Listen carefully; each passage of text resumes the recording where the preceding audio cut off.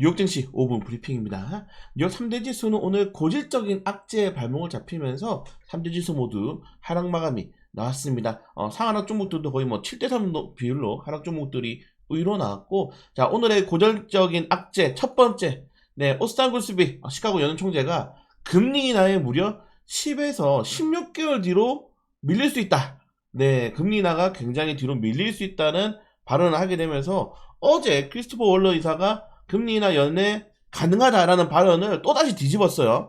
그러니까 좀 비둘기파적인 발언 나오면은 매파적인 발언으로 뒤집고, 부침개도 아니고 계속 발언들을 뒤집으면서 또다시 금리 인하에 대한 기대감들이 축소가 되었습니다. 지금 이 상태로 가면은 지금 골드만삭스, 모건 스탠리가 예상했던 12월 금리 인하 가능성이 굉장히 높아지고 있어요. 이렇게 되면 결국 연내 금리 인하는 한 차례밖에 나오지 않을 것이다. 0.25%. 너무 좀 아쉬울 정도의 금리고, 물론 빅스텝이 한 번에 나올 수도 있죠. 근데 다만 이렇게 어떻게 보면은 관세 협상도 사실은 미국이랑 중국이랑 영국이랑 요 정도밖에 관세 협상 국가가 없지 않습니까? 물론 이번 주에 계속적으로 베트남, 인도, 한국, 일본이랑도 관세 협상을 진행하고 있긴 하지만은 땅땅땅 결말지는 국가가 없어요. 그리고 사실 중국이랑도 관세 관련해서는 90일 정도까지 우리가 추가적인 협상을 열어두면서 임시로 합의한 거기 때문에 거기에 대한 좀 이 보합이 이루어지지 않는 이상은 결국 금리 인하가 올해 한 차례에 대한 가능성이 매우 높아지고 있습니다. 여기에 오늘 오랜만에 트럼프 대통령이 이제 손가락 좀 풀었거든요. 미국에서 이용하는 주된 목적이, 무역의 주된 목적에 설립된 유럽연합은 매우 어려운 상대였다. 상대가 굉장히 어렵다. 그리고 무역적자가 연간 2억 5천만 달러가 넘는다. 용납할 수 없다. 그러면서 6월 1일부터 유럽연합에 50% 관세를 부과할 것을 권고합니다.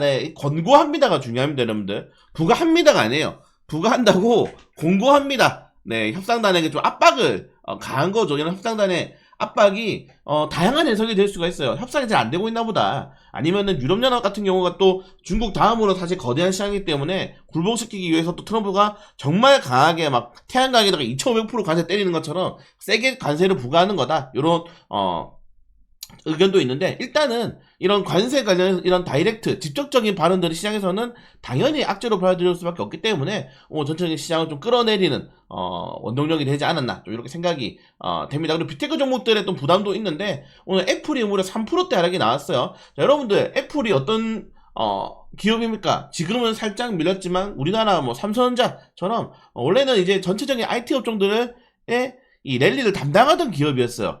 근데 지금 애플이 최근에 굉장히 좀 부진한데, 여기에 트럼프 대통령이 애플 25% 관세 때려버리겠다. 그리고 지금 너희들 계속 인도랑 다른 데 공장 알아보고 있는데 미국에다 공장 지어, 이런 식으로 이야기하게 되면서 마지막에는 삼성도 라고 이렇게 또 거들었습니다. 삼성폰도 너희도 6월달부터 관세 더 할 거야, 이런 식으로 이야기를 했다는 거죠.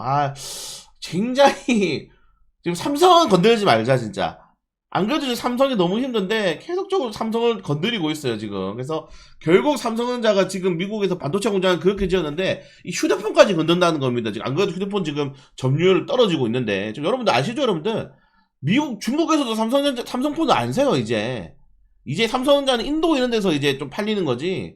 미국, 중국에서는 삼성전자가 팔리지 않습니다. 유럽연합도 마찬가지고. 그래서 이런 것들까지 또 삼성전자의 악재가 더해진다면은 삼성의 위기로는 정말 커질 수밖에 없다는 점들을 좀 확인하시면 될 것 같고, 그리고 오늘 좋았던 이슈도 있죠. 트럼프 대통령이 신규 원전은 18개월 내 허가하고 2050년까지 발전 용량을 4배로 하는 이런 에너지 행정명령에 서명을 했습니다. 행정명령에 실제로 서명을 했죠. 서명하게 되면서 뉴욕 증시 원전 테마가 또 폭등을 했습니다.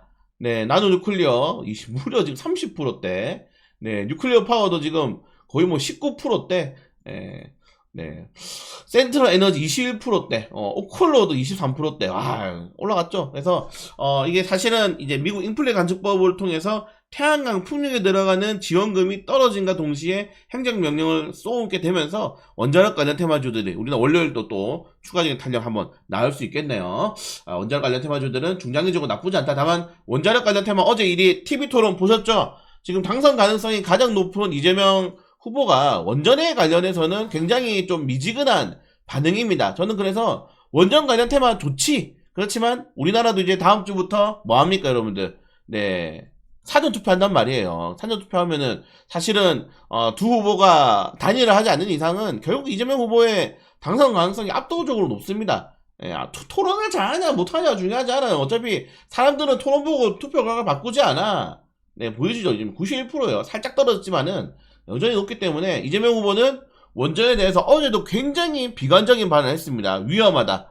네, 위험하다. 라는 발언들을 계속 많이 했기 때문에 신재생 쪽으로 고개를 돌릴 가능성이 크다. 그래서 원전 테마도 올라갈 수 있지만은 조심해야 될 필요가 있다는 점들 체크하시면 될 것 같고, 비트코인 어제 최고가 찍은 다음에 살짝 조정이 나오고 있다는 점들도 좀 체크하시면 될 것 같습니다. 네. 그리고 지금 이 미국이 일본, 네, 그리고 베트남, 한국이랑 이제 2차, 3차, 일본은 지금 4차거든요. 그런 식으로 협상을 계속 하고 있는데, 사실 뭐 뚜렷한 결과가 나오지 않고 있긴 하지만은, 그럼에도 불구하고 협상을 하고 있다는 건 나쁘지 않은 소식이긴 해요. 그렇기 때문에 우리나라도 이런 협상에 따라서 잘 좀 준비를 할 필요가 있지 않을까, 좀 이렇게 생각이 됩니다. 그래서 아마 월요일도, 네, 우리나라 증시가 이제 금요일이랑 비슷하게 될 것 같다. 표면적으로는 악재지만은 원전 테마가 급등한 것처럼 특정 테마가 또 상승할 가능성이 높다는 점들까지 확인하면서, 네, 여러분들 주말 잘 보내시길 바라겠습니다. 이번 주말 또 비가 좀 많이 온다고 하니까 뭐 나들이 나가실 때 항상 운전 조심하시고, 저는 또 내일 주간 증시로 찾아뵙도록 하겠습니다.